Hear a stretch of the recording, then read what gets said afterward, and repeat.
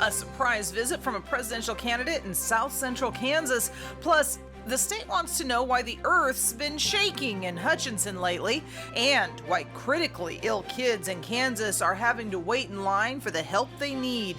That's what we're talking about right now on Kansas Week.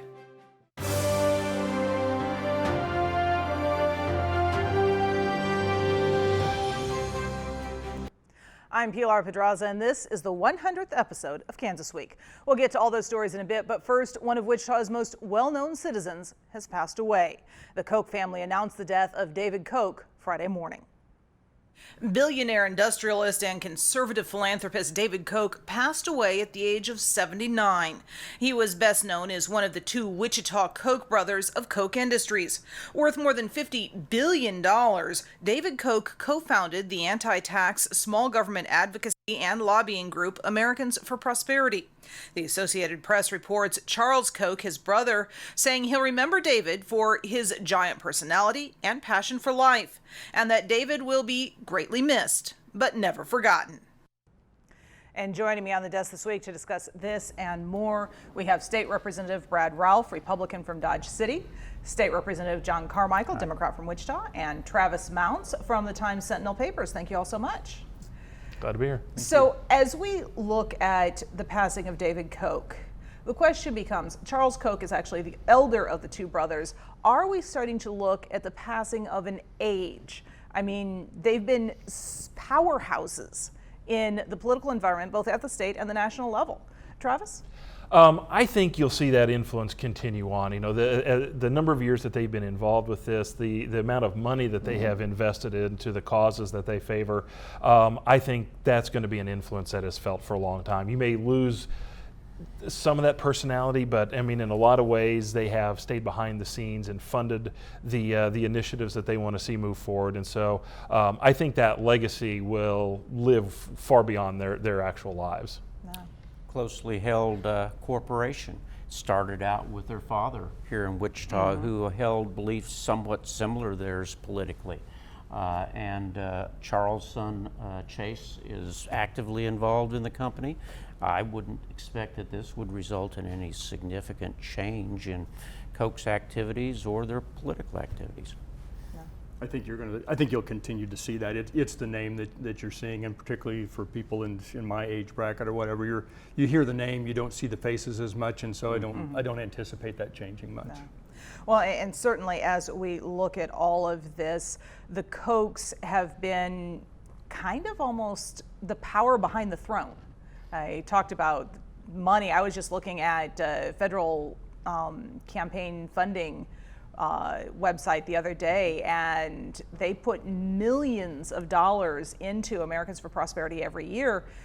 The interesting thing, though, is that the issues that they back, while they're known as conservatives, really kind of cross the line. Some of the issues are conservative, some of them tend to be more liberal. It's not your standard political divide. You know, in a way, I think David Koch represents something you don't see much anymore, which is somebody who can be both conservative and liberal at the same time. You don't see conservative Democrats as much anymore. I mean, find me a socially liberal Republican. I mean, it seems like on social issues, those things have migrated to match up with parties. Whereas, 20, 30 years ago, you had conservative, moderate, and liberal sections in both parties, and that has changed over time. Wow. Absolutely no doubt what David Koch exemplifies American philanthropy. If you watch Nova, you will see the lead in or lead out, the David Koch Foundation. You point out issues like immigration, prisoners' rights, death penalty, a number of those types of things.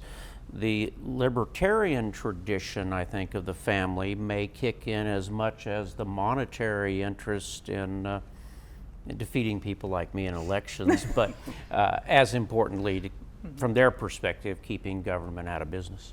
Yeah. I think we'll be looking at, particularly, for example, criminal justice reform. You hear that mentioned, and all of a sudden people's faces light up a little bit around the State House, just from the standpoint of, hey, this is something that we can get many people involved in, have those conversations, and I hate to say it, but have those conversations safely out in the open. Yeah. Well, and one of those conversations that may be happening this year is related to the next story we're going to talk about. Some of Kansas' most vulnerable kids could certainly use a bit of the Koch's philanthropy money to cover a pay gap that's leaving them without help that they desperately need. I explain in the special report I filed with Cake News earlier this week. It's hard to imagine that this spunky little 4-year-old Oh, I'm good, thank you. is just one of many critically ill children in the state of Kansas. She has congenital central hypoventilation syndrome. In other words, Nora's brain doesn't tell her body when and how to breathe. So this is what we wake up to in the middle of the night. When you are told that your kid has a genetic disorder, that means lifelong. The care Nora requires is exhausting. Clearing trach tubes, maintaining medical devices, checking oxygen levels. When Nora's breathing changes, the machines have to be adjusted. 24 hours a day, 7 days a week. It's the norm for Corey Calvert, Nora's mom. Some days it's almost impossible, and we wake up anywhere from 7 to 15 times a night. There are more than 500 children in Kansas the state considers critically ill. Their parents' lifeline to sanity? In-home skilled nursing. And what we have to do is prevent that caregiver burnout. Medicaid pays for and provides nurses for this special subset of children, since private insurance companies won't fit the bill.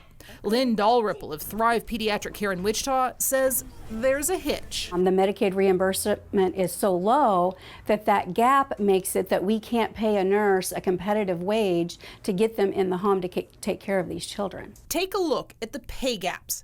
In the ER, you can bring in around $65,000 a year in Kansas. Nursing homes, a bit less. But Medicaid-funded home health nurses, less than $40,000. It's just difficult to get a good nurse to say, okay, sure, I'll take a 25, 30, whatever it is, % pay cut. This difference in pay creates a shortage, a problem so extensive, some children have to stay in the hospital. 2 in the hospital right now that are waiting to come home from Children's Mercy, and we just don't have the care. It's up to the individual states to increase pay for nurses. Senator Gene Suellentrop, chair of the Committee on CanCare Oversight, says that's difficult. He joined us by phone to explain. It's always about the money. Is there enough? Who gets it? Where does it go?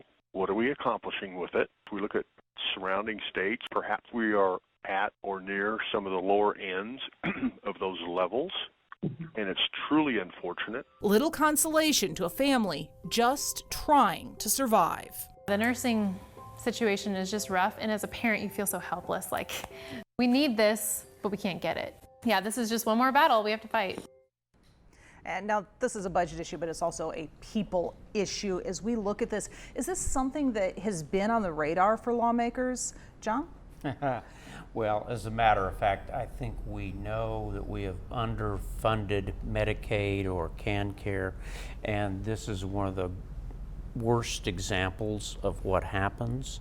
We have a contingent of folks who are covered on Medicaid that are very, very expensive to take care of, but we value their lives just like we value each other's lives sitting here, and so it costs money. We've had an austerity program for the past 8 years in state government, particularly pointed at social services, these types of services, cut them, pay a little bit less, delay the payments, and this is what happens. If we're going to take care of our fellow citizens, we're going to have to pay for that, and obviously this mother can't afford that. It's a collective responsibility, and we're going to have to bite the bullet, and I admire Senator Suellentrop for recognizing that.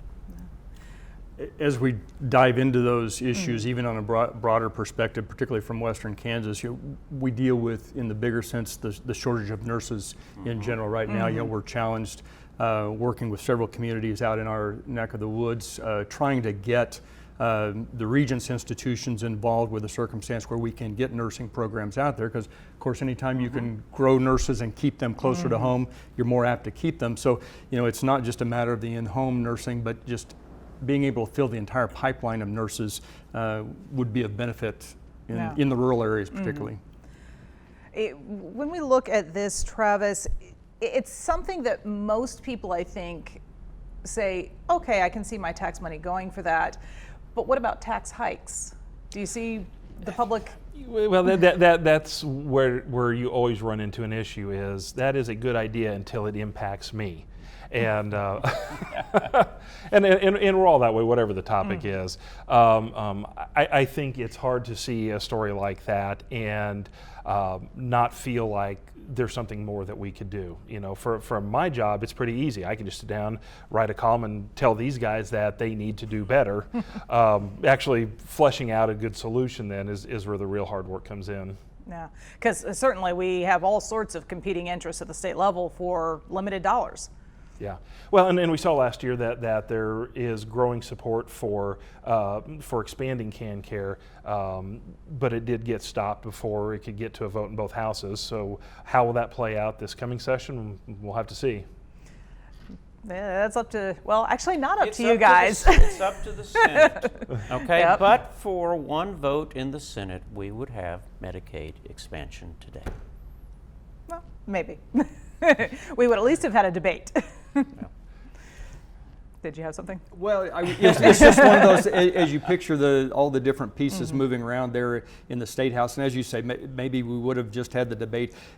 It's obviously a circumstance or a situation that develops some momentum, and you would have liked to have seen last session for that to have carried through, because as you have that momentum, you hope that it doesn't have to try and gain all that momentum again in this session, pushing us toward the end to make those decisions. Well, we'll be hopeful of some of the interim committees. But you know, this is also an exemplification, I would suggest, as to why the governor wanted to go slow with tax cuts or repaying so-called windfall income. We have a number of pressing issues, and we talk about them every week, it seems like, on this show. Well, I'm going to stop and you it right takes there money. because All right. we have another pressing issue that takes money that we need to talk about now. The state's system containing fingerprints and palm prints used daily by law enforcement is in danger of breaking down, as the Wichita Eagle reported this week.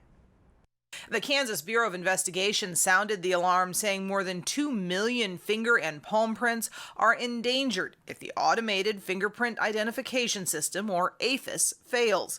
The KBI says it's nearing obsolescence 12 years after it was installed. The Wichita Eagle reports the system handles some 120,000 criminal requests and 60,000 non-criminal requests from Kansas every year. Police check the prints of criminal suspects, and child welfare workers use it for background checks on potential foster parents. The company that designed AFIS will stop offering maintenance by 2025. At this point, Kansas is the last state still using the system. Replacement will cost $8 million. Now, and this is a case where lawmakers at the meeting on Monday where this came out were saying, why weren't we warned about this earlier? The KBI said it's been in our briefings for the last few years. Is this something that you guys have heard about at the State House at this point, Brad? Well, specifically, have we heard about it, not in terms of conversation, it's been in the briefings, but I do want to point out, particularly with the KBI, over the last several sessions, we've been placing some pretty good demands on them in regard to databases. You know, we've had asset forfeiture, civil asset forfeiture that we've asked them to create databases on. This past session, scrap metal, we've asked them to create databases and get those up and running. So with all of those IT type demands on them, there are a lot of things going on over there. We're gathering a lot of data. I hope somewhere down the road we're being able to make use of it. So it's not surprising to me that sometimes there are some things that don't quite have the bells and whistles going off on them at the times you might like. No. I'm frankly amazed that KBI can accomplish as much as it does with the budget that they have.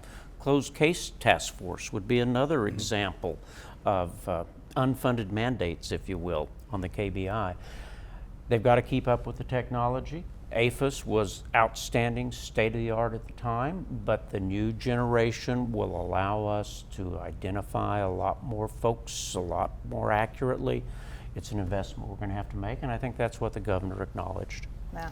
Well, hopefully there's still time to correct this situation. And again, how many times have we been in conversations, whether it's business or just personal, where I thought you told me that? Well, I thought I did, and you know, this sounds like one of those situations where everybody thought the other one was speaking or listening, and the urgency got lost somewhere. Well, and certainly with this, the Eagle article went on to say that more than half of the state government's IT systems are aging out right now. That's actually kind of a scary number for the 21st century. You just have to assume planned obsolescence on everything. Yeah. You know, as soon as you get a new system in, it's time to start thinking about what's going to replace that. A number of us have been somewhat critical of OITS and the computer services folks at the state over the past several years. The governor has moved now to, if you will, reconsolidate Department of Administration and Office of Information and Technical Services under one leadership. We're going to have to restore that infrastructure that started going away before my friend Governor Brownback arrived and didn't get much better during the past 8 years. And we may hit a spot somewhere along the way where we have to start deciding how much data, how much information we want to continue to collect and maintain, because at some point in time that's going to get away from us. And it's one of those matters of you gather data and information, but if you don't have a way to make use of it, then you're gathering and storing for no particular purpose. So sometimes you got to wonder whether in our efficiencies in terms of manpower or personnel, are we ever going to be able to make use of? Now, obviously the fingerprints and such are a different story, but we're gathering lots of information sometimes that you wonder, is that information that we really need and we'll be able to make use of? Well, I know there are some folks that are quite leery of how much information is gathered on them in this day and age. One last question as we look at this issue is there a way, and I think you kind of hinted at it at the answer there, Travis, to keep us from ending up in this situation?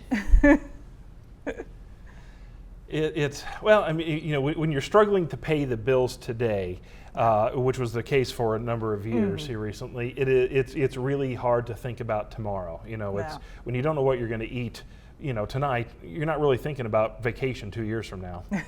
When I buy a new computer, I assume it's going to be the last one I ever need.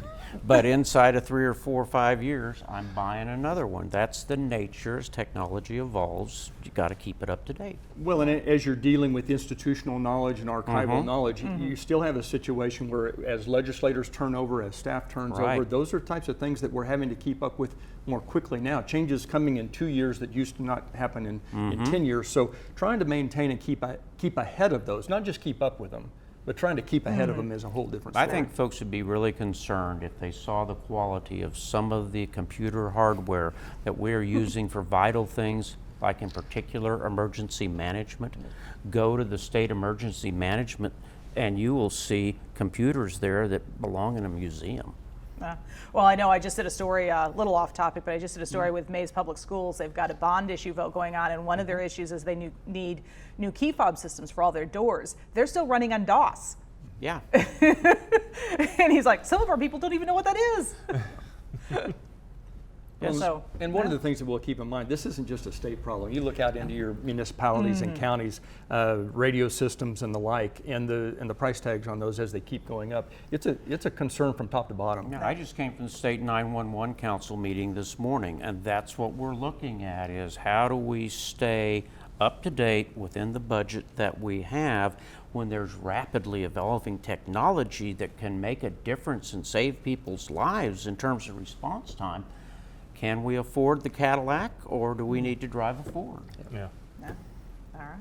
Well, other things on the docket to discuss today. The Kansas Corporation Commission that regulates Kansas oil and natural gas production announced this week it's launching an investigation into a series of recent earthquakes in Hutchinson.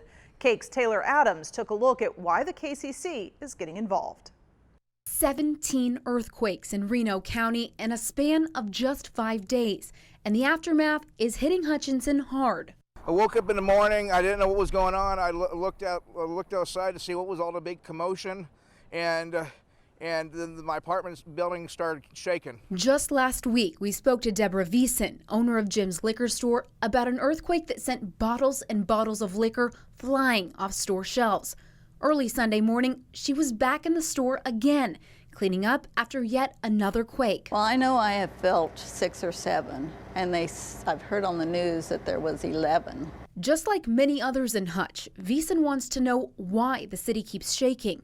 The Kansas Corporation Commission hopes to find answers. Wednesday afternoon, an investigation was launched by the KCC. It plans to collect data and study injection well activity in Reno County. I know they're talking fracking, but they're just going to have to prove it to me. Jason Morgan Johnson also lives in Hutchinson. He's felt the quakes, and he says something isn't right. I heard from other people it's from the fracking, but pipelines and stuff like that, oil and stuff like that. It's really strange and crazy. Veason says she's sick of the damage, but she's skeptical of the KCC's investigation. It's a waste of money. I don't know. They can blame it on fracking, and they can blame it on a lot of things. You can't stop a thunderstorm. How do you stop an earthquake? Well, how do you stop an earthquake? Oklahoma might have an answer for that, actually. You know you've got a problem. I've got a brother who lives literally 4 miles off of the San Andreas Fault in San Mateo. And a couple of years ago when the earthquakes were really high in Sumner and Harper and Sedgwick counties, he called me up and says, you guys have more earthquakes than we do. And it was literally true that year that Kansas had more measured earthquakes than California did. Yeah.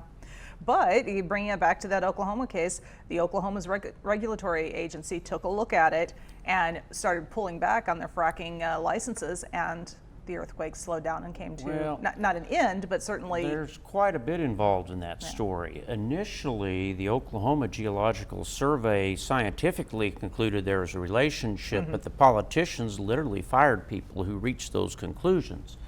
Then Kansas 2 to 3 years ago, implemented restrictions on injection of wastewater, and at the same time, Oklahoma implemented a voluntary program initially, and it wasn't until two things happened. Number one, Oklahoma started to enforce some real rules, but probably more importantly, the oil patch turned down. There wasn't as much drilling, wasn't as much production. What's concerning about this, though, these events are 100 miles away from where this started. There's one study out of California that suggests that the pressurization that happened down in Oklahoma is migrating up this fault. And if you look at the new map that came out from the KCC today that shows where the seismic events are and where the injection wells are, they're not all that close together right now. There's a lot of stuff going on, but I should give Brad a chance to talk. No, it's kind of one of those deals. I come from a house that has science teachers and law enforcement folks, and so trying to jump too quickly into these circumstances is always something I'm a little hesitant to do. You know, whether something has a relationship to it, whether something has a causative relationship to it. I'd kind of like to see some folks actually do some more looking, because having studies and having inquiries or investigations, I think probably the status of science anymore, somebody can dig into this and give us a little better sense than just jumping into the next day or the next week after the earthquakes, say, where they come from. They are digging. I've been in touch with KCC and Geological Survey today, as a matter of fact, and they're holding meetings. They would anticipate by next week they will have additional data, but they say we're not going to be able to give you a conclusion overnight. The Hutch News mentioned Jason Probst's proposal that we put pressure transducers down either abandoned or new wells. KGS says that would give us valuable data. KCC at this point says, well, we don't really need that right now. We need to get the portable monitoring stations back out.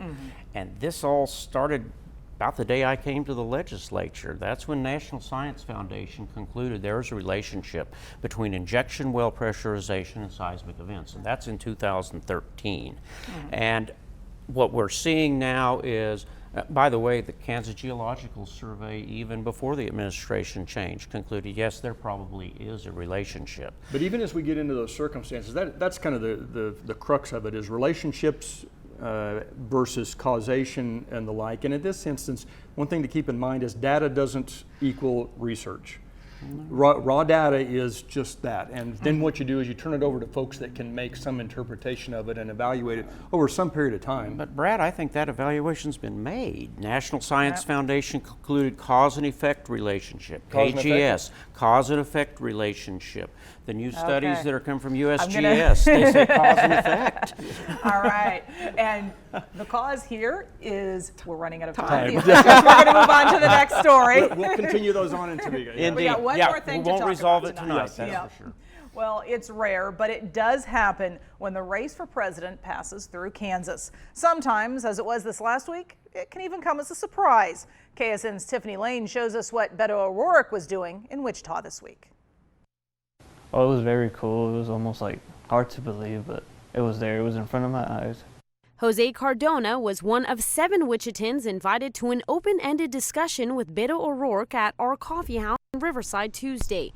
City Councilman Brandon Johnson helped bring people of different backgrounds to the table after hearing from the campaign. O'Rourke's press secretary says immigration seemed to be the issue brought up immediately by the group. A few of the things is just kind of the direction and tone that we have right now in our country and how immigrants are viewed. Yamil Yahar, the son of immigrants who was at O'Rourke's stop, says he has felt the impact locally. 2 weeks ago, one of my friends' uncle got deported. I've seen a lot of people, families being separated. He and others at the coffee house want O'Rourke to use their personal stories to change the narrative on immigrants. Nobody hears about us at all, and someone coming up to us and asking for our opinion, it felt like very special. I'm hoping this spurs more presidential candidates coming to Wichita. I mean, we are the biggest city in Kansas. And what Brandon Johnson had to say there at the end about hoping to see more candidates come to town. Several folks that I spoke with who ran into Beto while he was here said exactly the same thing. They were excited, not necessarily because they support him for president, but because he's a presidential candidate in Wichita. Chances of that? I mean, we've got a huge field. They got to get votes somewhere. It's if I was Beto, I think I would have been telling everybody I was in town, because considering where he's at versus the top runners, he needs as much attention as he can get. So I would consider that a tactical error. But yeah, it is nice, whether it's a Democratic primary or Republican primary, it is nice to actually get a little bit of attention for the Sunflower State in these races. Yeah, I think Councilmember Johnson, though, he said that he was really here to listen to people as opposed to have a media event. Yeah.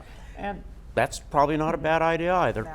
And that's what the folks who were there told me, is that he asked questions and he listened. And I'm going to let that be the last word. We are out of time. So thank you very much, Brad, John, and Travis, for joining me. I hope you've enjoyed our discussion. We'd also like to thank our news partners at KSN News, Cake News, and the Wichita Eagle for sharing their materials with us. I hope you've enjoyed what we've had to say here today. We'd love to continue the discussion online. Just look for Pilar Pedraza TV or KPTS Channel 8 on Facebook and Twitter. For now, have a great week.